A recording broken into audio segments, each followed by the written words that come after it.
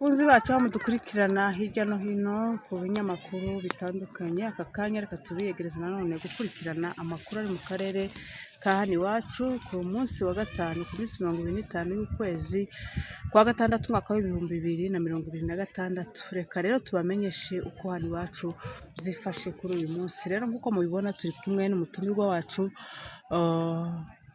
mubona hano imbere, reka twibwire maze dukomeze nawe ikiganiro. Muraho neza? Muraho neza abanyamakuru. Ibwira ababiteze amatwi. Nitwa Kandenda Mugabe Simeon, umuyobozi w'amashuri ya Kodapien hariya ku Kuziba Minembwe. Akarere byifashe gute?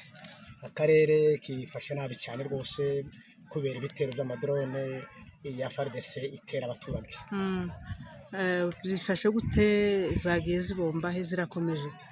Birakomeza cyane, zatangiye muri iyi minsi itambutse Irundu, Karongi, Gakenke, Gitavi. Uno munsi yabombye kukiziga cyane ingenzi nyinshi ku kibuga cy'indege na Gitavi barakoze.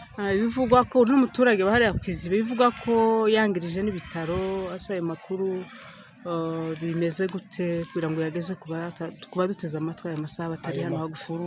Nayo kuri nyine yabombye ku kibuga cy'indege no ku bitaro. None munsi yahabombye yangiriza inzu y'ibitaro cyane, yasenyutse. Yego. Rero sinzi, urabona uri umuyobozi w'ishuri, ni nk'izihe ngaruka wagiye ubona izi drone zikomeje kurasa zigenda zitera mu baturage? Murakoze cyane, ni ibitangaza kandi ni ibintu bibabaje binateye n'isoni kuvuga ngo indege ya leta iriko irarasa hafi y'ibigo by'amashuri. Abanyeshuri bahungabanye ubu ndetse twari mu mwanya wo gukora ibizamini by'abana birangiza umwaka, ariko abana ko barakora nabi cyane kuko indege irasa hafi y'ikibuga cy'indege ndetse no hafi y'ishuri. Yego. Ni izihe zindi ngaruka ubona zikomeza usibye wenda n'amashuri zigenda zitera mu baturage? Murakoze cyane, ingaruka ni nyinshi. Abantu bamaze guhungabana kubera ku bantu bakuze, abana batoya ko barahungabana kubera ubwoba, nta kintu gitekanye muri Minembwe.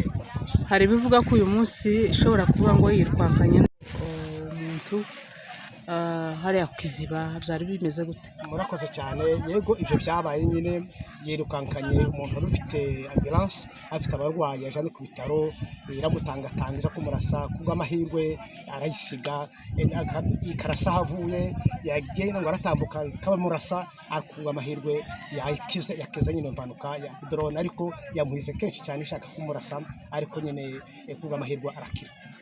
Rero sinzi muyobozi, kuri ibi byose ubona bikomeje gukorwa n'ingabo za FARDC n'abarundi abambari babo, sinzi icyo ubivugaho, ubibwira wenda